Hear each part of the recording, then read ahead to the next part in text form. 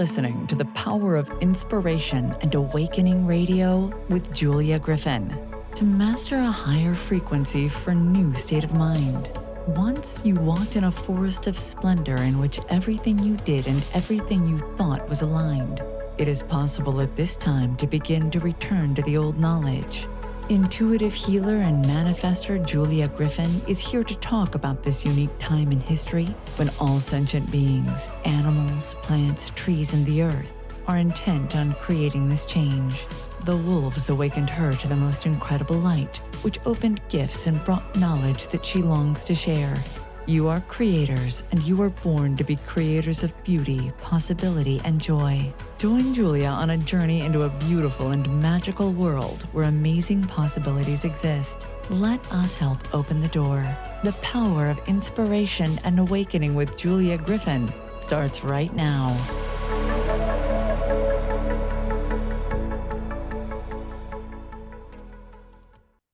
Hello, everyone. I'm Julia Griffin, and you're listening to The Power of Inspiration and Awakening on Transformation Talk Radio.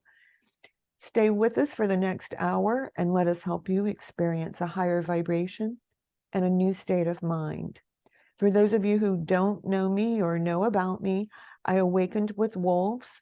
When I met a real wolf, it talked to me just as people talk, and they taught me to read the energy of the heart.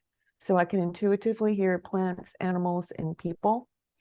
And this became my work as a result. If you're interested in knowing more, go to my website, trueself.com. Today, I'm very excited to have Ellen Hopman as a guest, Ellen Everett Hopman. She's going to tell us about the winter solstice, the traditions that go back to Egypt, Roman times, the herbs, the Yule log, Santa Claus, and more. So let me tell you about Ellen. She's a master herbalist and homeopath who has been a Druid initiate since 1984.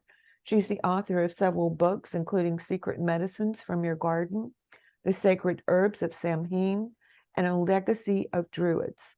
She lives in Massachusetts, and her website is Ellen Everett, Evert, Hopman, HOPMAN.com. Today, I'm excited because we're going to talk about her new book, The Sacred Herbs of Yule and Christmas Remedies, Recipes, Magic, and Brews for the Winter Season. So welcome, Ellen. Thank you very much for having me. Oh, I'm so pleased. I'm going to say for me, before we get started, I'm definitely like a spring, summer person. So to me, anything that I can do to make this holiday better, and I'll give you an example. Many years ago, I told my mother, I said, I hate Christmas. It's so much work. It's so glitzy. And she looked at me and she said, well, Julia, it would be terribly boring if it weren't. And so much of your work is like this, like how to make something out of the darkness and bring in the light and prepare what's coming in the later on in the year. So tell us a little bit about the importance of the winter solstice. Let's start there. Well, as we move into the winter solstice season, which we are now, we're starting to move into it. Last night was the full moon, but after this, the moon is waning, and then we have the dark of the moon. And the dark of the moon coming up is actually the darkest time of year. And so it's the dark within the dark. And in ancient times, that was pretty scary because, when things are dark, that's when the really scary monsters come out. Okay, because the surface of the earth most resembles their underworld home. And so you have to prepare for that. So what do? You have light, you have fire. Those are that's really basic. And it's something that we still do. When you put lights on a Christmas tree, when you put lights on the house, when you light candles, you're following a very ancient practice that's been done for thousands and thousands and thousands of years. As the earth got dark, you had things like Yule logs, and candles and any kind of light that you could concoct, bonfires, And it's all to make the surroundings not hospitable for the nasty things. And also to keep your spirits up, because it's getting dark. It's getting really dark. And then after solstice is a time, it's really about 4 or 5 days when the sun kind of stays in the same place on the horizon. And you have the shortest days and the longest nights. And then after solstice, once solstice is finished, the sun gradually starts to come back. So that's the good news. By the time you get into late January already, you can see it. You can see the days lengthening. The birds start getting really active in February.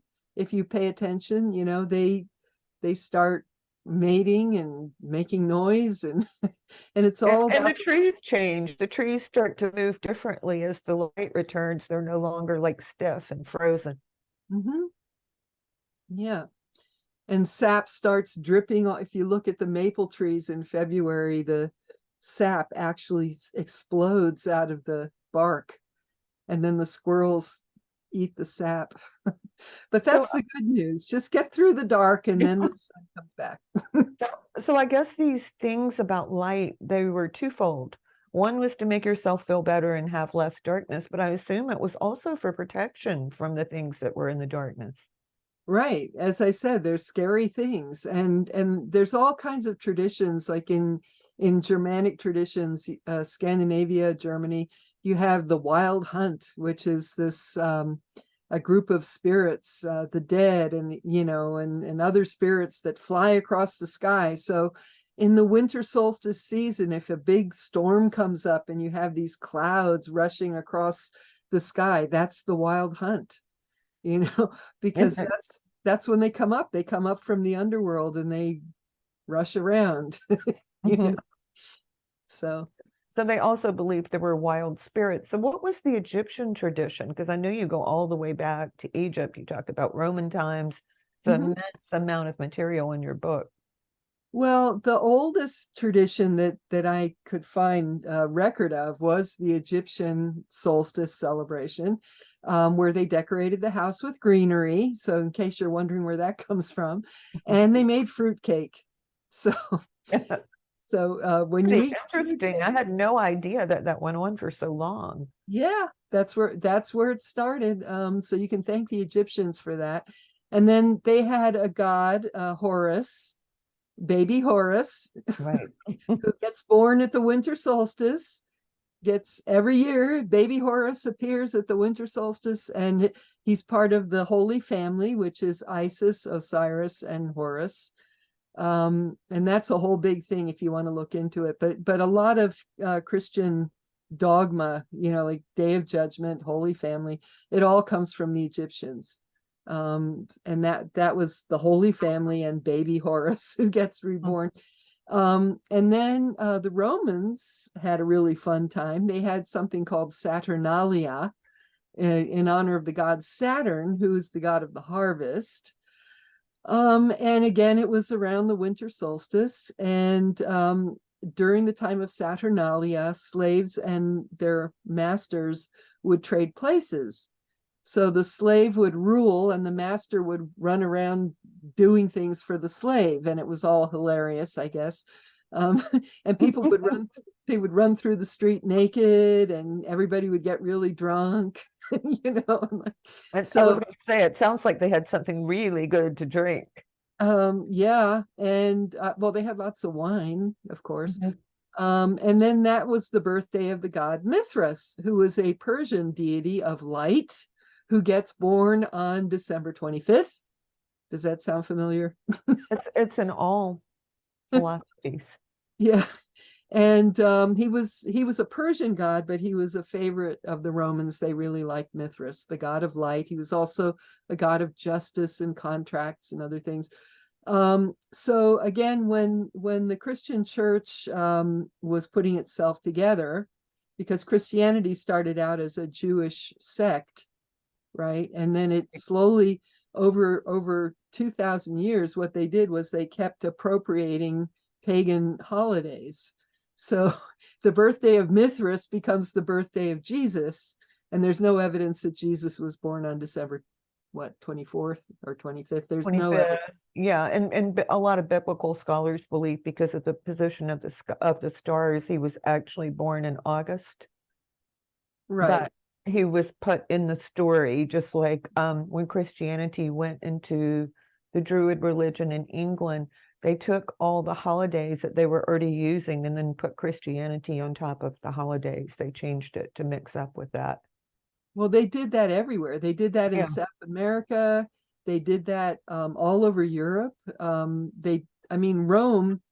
Rome became the capital of Catholic religion, and they took over the Roman holidays. So the Yeah. Saturnalia, and the birth date of Mithras becomes the Christmas. Right.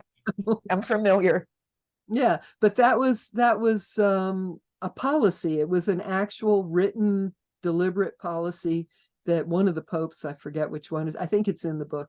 One of the popes actually made a declaration that that's what you should do. If you're a missionary and you move into a new area to missionize, you should find out what the local festivals are, and wherever possible, take them over.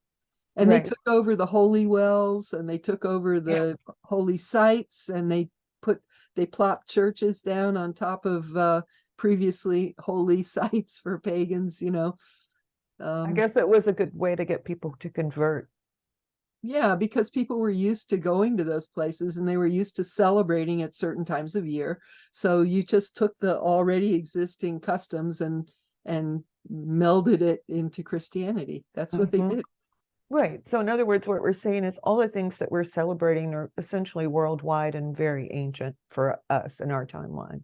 Yeah, much older than Christianity. Yeah. Mhm. So just for something fun, tell us about the Christmas tree. Why do we have Christmas trees? I know about the evergreen, but there has to be more than that. Okay, so there's a myth going around that Martin Luther invented the Christmas tree. That's the one I always heard when I was growing up. But there's no evidence Mm-mm. either. So what happened was, in the Middle Ages, you had passion plays, and those were plays that told biblical stories. Most people didn't read, so the way you learned the Bible was either by looking at pictures, tapestries, paintings, or by going to plays. And Mhm. so the Adam and Eve play was done around Christmas time. I'm not sure why, but then so anyway, they had to have a tree of the knowledge of good and evil, or a tree of knowledge, in the play. And this is in Europe. So in Europe, in December, around Christmas time, if you're going to go get a tree, a regular tree is not going to have any leaves on it, and it's not going to look too Right. good. So what do? You look for something green, and you're going to find a conifer. And that became a prop. Sometimes they used conifers as props. Sometimes they made props out of wood, a pyramid-shaped wood that was supposed to represent the tree. So those were That's in some paintings. I've seen that in some medieval paintings. Yeah. and then they were decorating the trees or the pyramids with communion wafers, which are round like the sun. They would hang those on there, and they would decorate it with apples, because apples are red, right? And there is no apple in the story. If you go back and read the Bible, there is no apple. Eve did not have an apple. But anyway, they couldn't think of anything sweeter or more special than an apple. So they would hang apples, So now you had things hanging off the tree, and that was the big prop. So that was that was the beginning of it. And of course, the Egyptians and the Romans already had a tradition of decorating the house with greenery. So that was already kind of in people's minds. And then in 1441 in Estonia, not Germany, people think this started in Germany, but it was in Estonia, there was a guild of merchants who took one of these trees, decorated. Maybe it was after the play was finished. They took it to the town square, and they put it there, and everybody danced around it. And then they set it on fire. Oh, wow. I didn't know about that. Yeah. And so we don't know if it was a spruce tree or if it was one of those wooden pyramids. But they decorated it with paper, fruit, toys, and flowers before they burned it. Um, anyway, so that was outdoors. The trees were not in houses. It wasn't until 1605 in Germany that trees started being brought into the homes. And again, that was part of the Paradise play, the idea of Adam and Eve and the apple and all that. And anyway, so it was popularized by Victoria and Albert. Queen Oh, Victoria. interesting. They were the ones who made it really popular. And then that was in England. And then German immigrants brought it to America. And of course, because it was a royal custom, everybody was trying to imitate Albert and Victoria. And so everybody had to have a Christmas tree. Right. So that's how they were popularized. If I Right. remember correctly, the Druids worshipped the evergreen trees because they were symbolic of the soul, that no matter what happened or went on in the world, they remained green. Well, I'm not sure if that is ancient Druid lore or modern Druid lore, but because all trees are sacred for Druids. I happen to be a I Druid. think I read that in The White Goddess by Robert Graves. Right. And They had special meaning because of that. So that is modern. Robert Graves made up a lot of stuff. Good to know. Yeah, don't get me started. Okay. In fact, right now on Facebook, everybody's talking about half the people think that the White Goddess is all ancient, accurate, and the other half go, no, no, no. You know, he made up a lot of stuff. Right. So whenever he was in doubt, he just inserted a good story. Yeah, he just, I don't know. But people still do this today. There's so little information about actual Druid ceremonies that you have to make things up because just to fill in the gaps, but for Druids, every tree is sacred. It's not just the conifers. And I like to say, I appreciate the clarification. I like corrected. So thank you. Church. Every tree is a church for a Druid. Mhm. You can stand in front of a little tiny tree and be in church, or you can stand in front of a redwood tree and be in church. They were all holy. They're all sacred because the roots go down to the underworld of the Sidhe, the fairies, where the ancestors and the fairies are in the underworld. So the roots go down, the branches go up to the sky world, which is where the gods and the goddesses are. And then you, as a human, you stand in the middle next to the trunk, which is between earth and sky. Right. So you can go up, with the branches and go to the sky world, or go down through the roots. I'm talking about shamanically. You can go down to the roots, to the underworld. And those are called the three worlds. And every tree does that. So. And we have to do that every day of our lives, really. We can go down or up or stay in the middle. Right. So what is the difference between Yule and Christmas?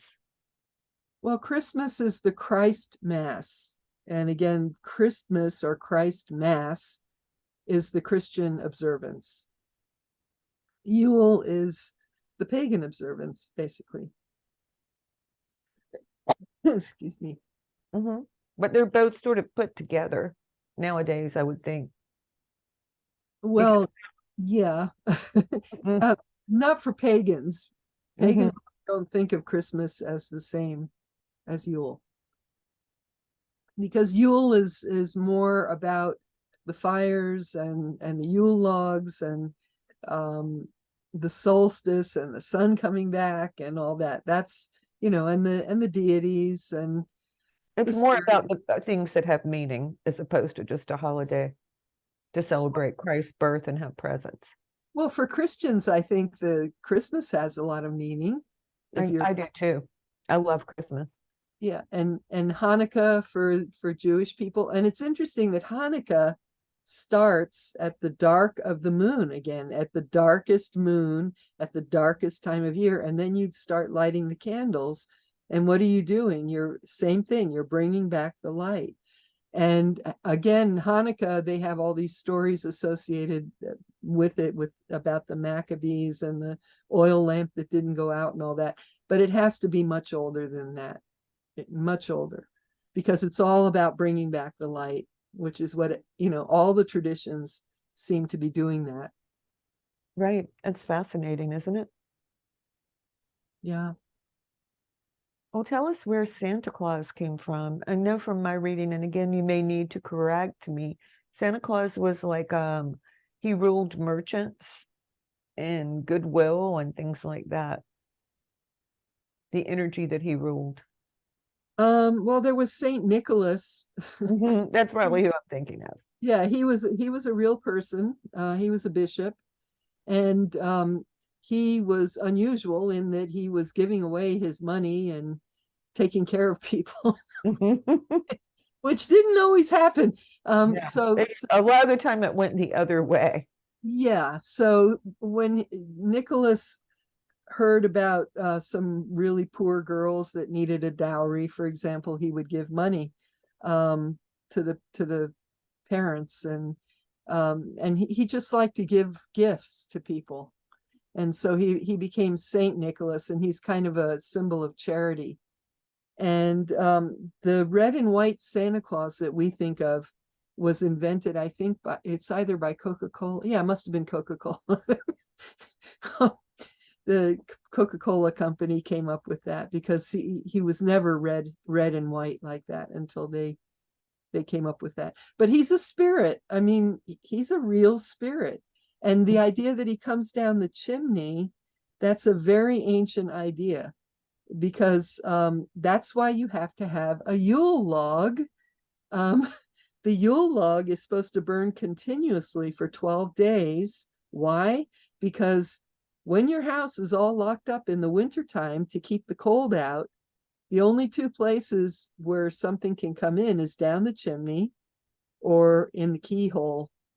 Oh, fascinating. So make sure your keyholes are stopped with a key or something, But then you have the Yule log. But what's interesting is it's the Yule log keeps bad things from coming into the house, but it doesn't keep Santa Claus away. And also La Befana, who's the Christmas witch, she comes down the chimney, and she brings gifts for kids, and she doesn't get affected. So apparently good spirits like the light. They have no problem with it, the light and the fire and all that. It's just the bad ones that get scared away. I would agree with that. So tell us about the witch that comes down the chimney and the origin of that. La Befana, she's a great character. I have a children's book called Once Around the Sun, Stories, Crafts, and Recipes to Celebrate the Sacred Earth Year. And I have a whole story about La Befana in there.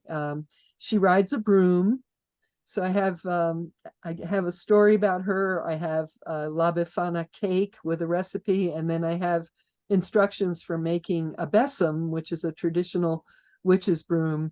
And this is all for kids, but grown-ups like it too. But La Befana rides across the sky on her broom. She's dressed all in black, because very, very logical, because if you're coming down the chimney, you're going to get soot all over you. So you don't want to be wearing colors coming down the chimney. So she wears black, and because she has a broom, I guess she really likes brooms, because in Italy, the tradition is that you're supposed to have a new broom.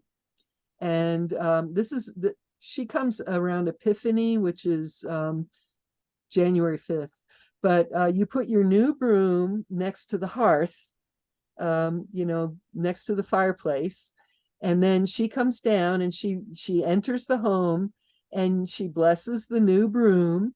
So the next day you sweep out the whole house with your newly blessed broom. But she also leaves presents for the kids. Well, My grandfather, my papa, was Scottish, and he would get a new broom every New Year's Eve, and at the second that it turned midnight, we had to sweep out the whole house, or he was convinced we would have bad luck. And it was a large house, so it would get pretty cold before we were done. Did you open the front door and the back door? Okay. Yeah, you're supposed to do that to let the old year out and the new year in. And did you burn juniper? No, we usually had a fire going, but I don't think that it was juniper. I guess that was as far as his tradition went, but he said he had done it since he was a child and we were going to do it. He didn't care. Mm-hmm. And it Well, was really important to him. The old traditional Scottish way, this is at New Year's, though. It's not Mhm. Yeah, this was New Year's. right, New Year's. You burn juniper in the fireplace, in the hearth, Mhm. and but you have to have smoke. You have to smoke the whole house. Mhm. Basically, you're smudging the house. Right. So you fumigate the house with juniper, and the smoke has to reach all the rooms, and you do the same thing in the barn. You take juniper, you set it on fire, and you go around the barn, and it's called seining.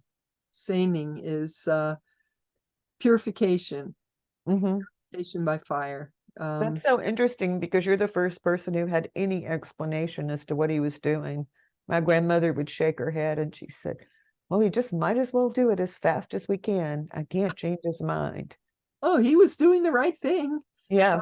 If you I guess if you don't have a fireplace, you could dry juniper or burn the berries if you wanted smudging. to. You're Yeah. smudging. The juniper was really the herb of choice. I mean, you could use any aromatic. You could use rosemary, sage, but you know how in Sure. Native American traditions, the white sage is the popular herb for this. But in Northern Europe, it was juniper. That was the number one thing, and you see it in all the Northern European countries.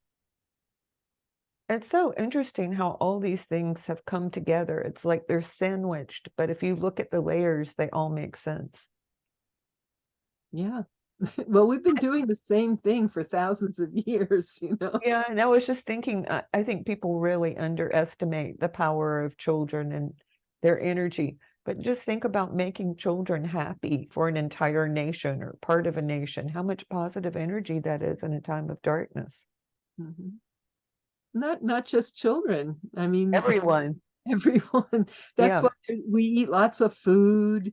We started Thanksgiving. That's really the beginning of dealing with the dark is Thanksgiving, and then it goes gradually into Christmas, and we have all our Christmas parties. Then we have New Year's. So there's this whole string of gluttonous Events. gorging festivals. Yeah. But the good thing about it is by the time you recover from Christmas and you get through New Year's, the light is beginning to return. That's I right. guess it was all put together to get us through that time of incredible darkness. Right. Generosity, very important.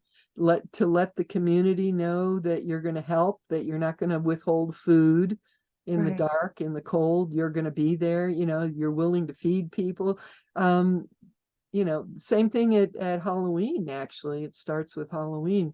You're feeding people, and you're showing generosity. Mhm. So it's fascinating to think that not just what you're doing, which is important, but the quality of generosity is one of the things that does get us through the darkness. Mhm. Very important. And that's really, really fascinating in my mind. So I think that we're ready to go to break. So let me tell everyone that I've been talking with Ellen Everett Hopman about her new book, The Sacred Herbs of Yule and Christmas Remedies, Recipes, Magic, and Brews for the Winter Season. We can all benefit with magical ways to deal with the holiday season and work with the. And we'll tell you more when we come back. So stay tuned. We'll be right back.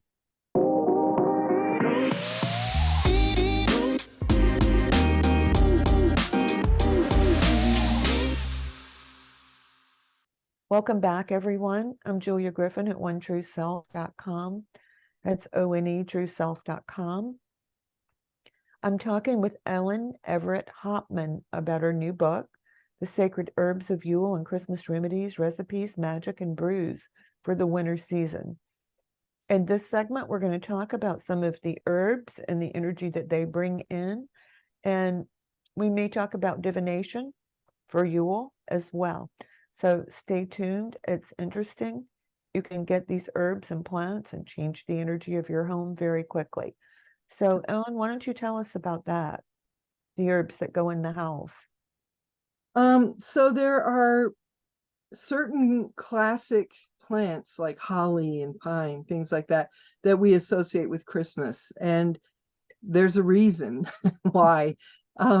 These are perennials. Okay, they stay green all winter.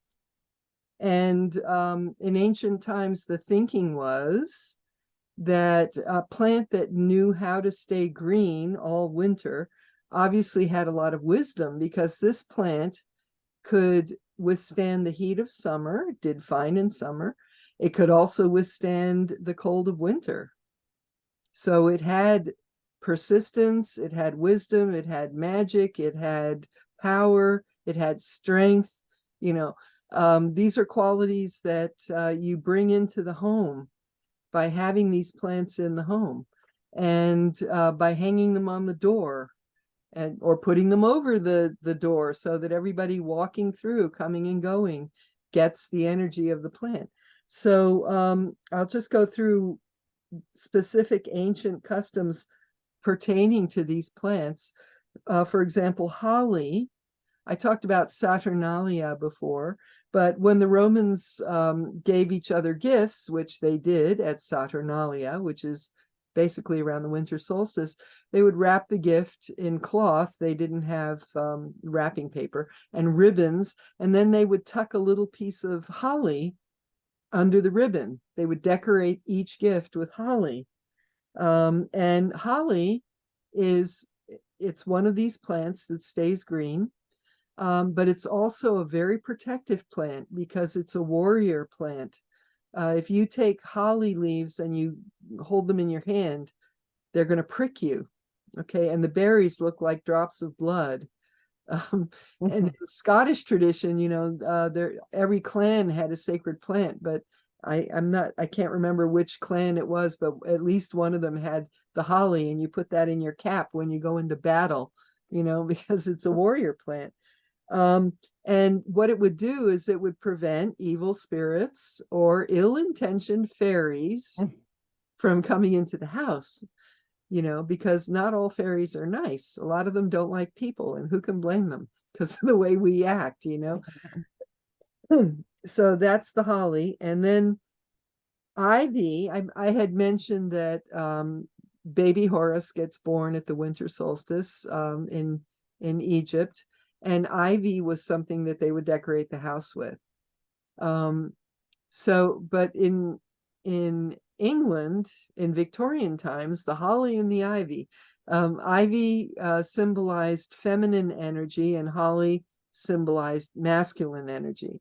So that they would decorate churches with holly and ivy. So holly and ivy would go on the altar.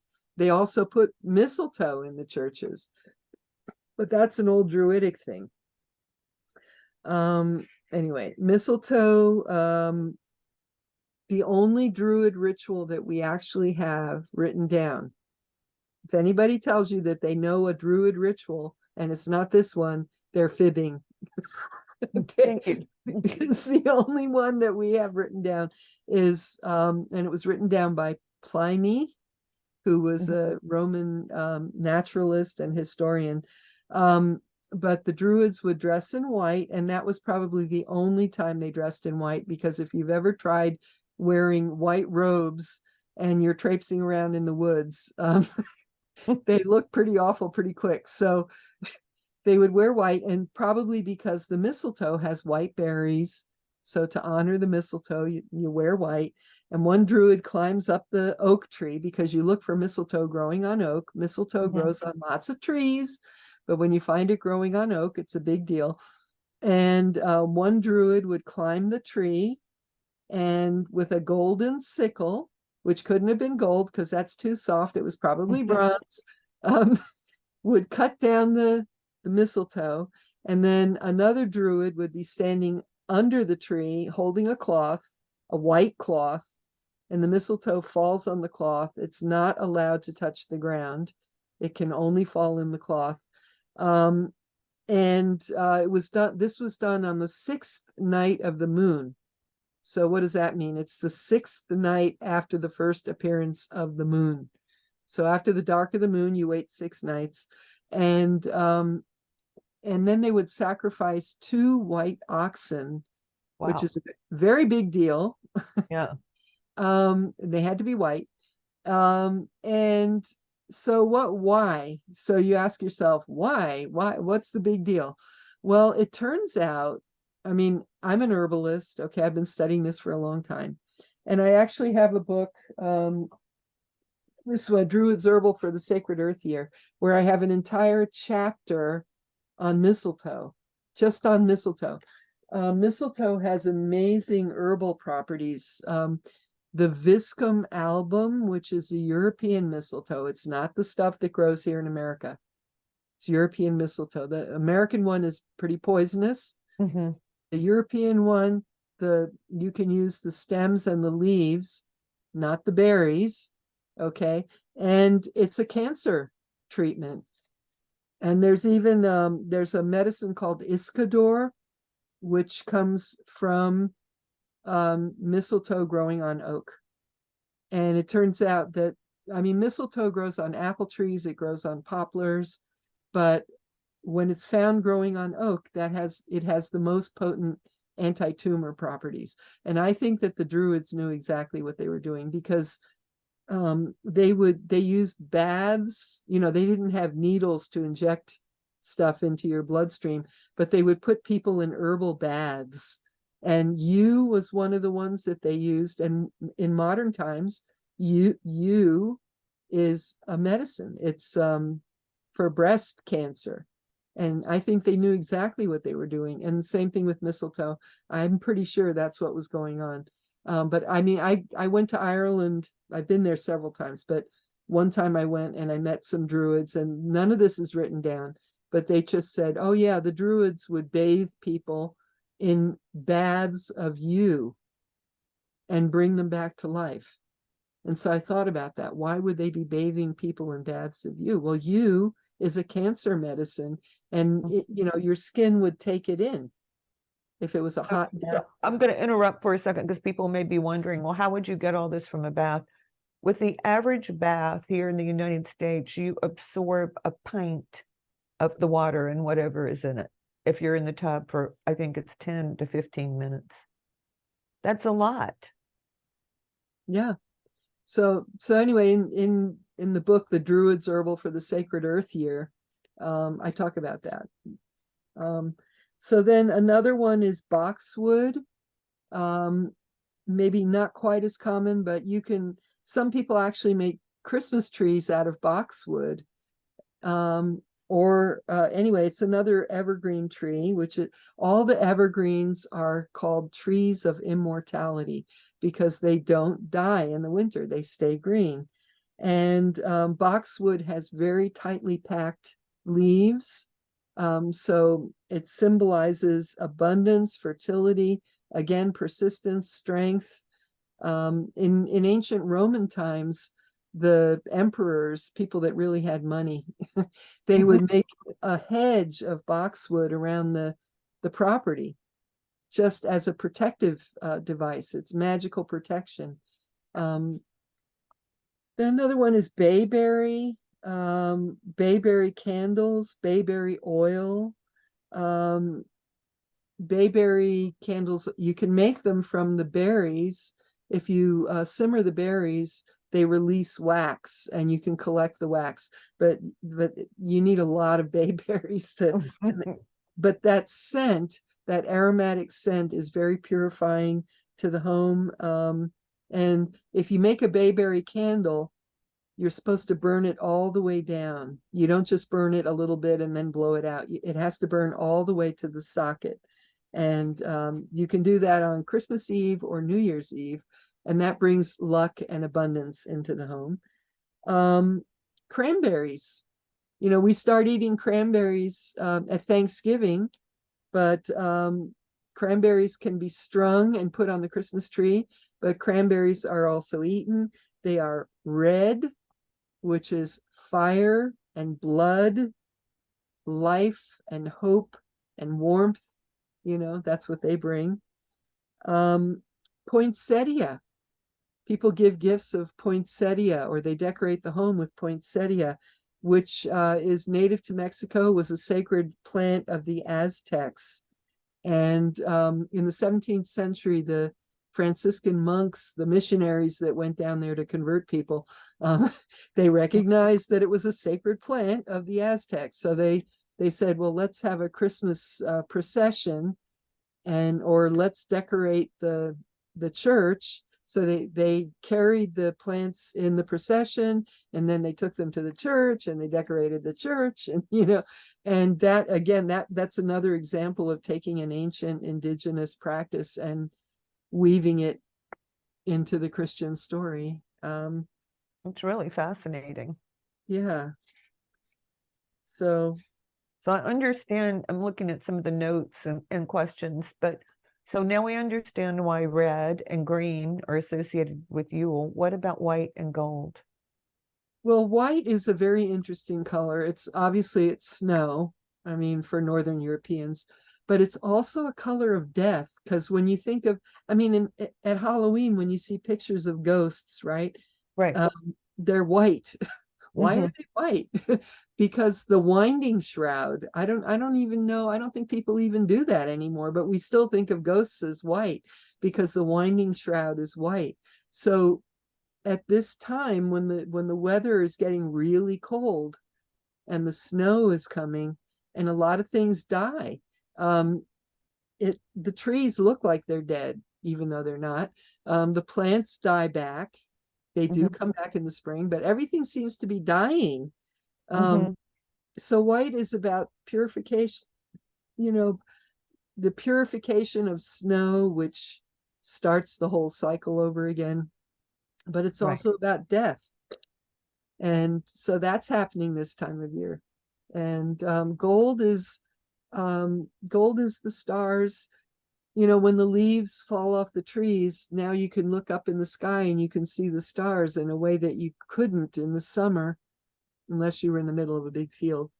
But the stars twinkling, and the firelight. Yeah, it's really quite beautiful. Yeah, so we have green, which is the herbs of immortality. We have red, which is life and blood, lifeblood. Life will continue, right? Then we have the purification and death of the color white, and then the stars of the color gold. I love it. So tell us a few more herbs that might be used in teas or drinks or punches around the Yule time. Well, you and I were talking a little bit before we even started this, but I have a whole section in the book, The Sacred Herbs of Yule and Christmas, on winter remedies. And for example, I got COVID very early, before we even knew what it was. So that was pretty scary. Yeah. I was sitting here living at home by myself, trying to decide whether I was going to call an ambulance, because I'd never experienced anything like that. I felt like my throat was like I was being choked and I couldn't breathe, and I think that a lot of people went to the hospital and went on ventilators when that happened. But I, being me, I just said, do what you always do. And I have a wonderful combination, which is elderberry and echinacea, which is great for viruses. It's not antibacterial, it's for viruses, elderberry especially, it prevents viruses from attaching to the body. So I just did my routine every 2 hours in hot water or tea, elderberry and echinacea, and I got through it. 2 days later, I was pretty much done. And That's amazing. yeah, and then after that was in January, and they didn't announce it until March, which they should have announced it a lot sooner Yeah, because they should have. we knew about it actually in November Mhm. of the year before. We already knew about it because I was reading about pneumonic plague coming out of China. I was reading about it in November in scientific journals, Right. and they didn't tell anybody. So anyway, but that's just one example. So I have that in the book. And then as you mentioned, I think I had a lot of recipes. I have a lot of recipes from all over the world. So if you're Polish, for example, you can find traditional Polish food in there. If you're Russian, there's Russian food, German food, English food, Australian food, Venezuelan food, Mexican food. I mean, I have all these traditional Christmas recipes. And I also have brews, drinks, and I kind of imagined people celebrating, solstice with a nice ceremonial drink. But what I do is I list the magical properties of every ingredient. So you can make a drink, for example. You could just make it as a cocktail. I have Nigerian cocktails and things like that. Or you can look at each magical ingredient and then the drink becomes a potion.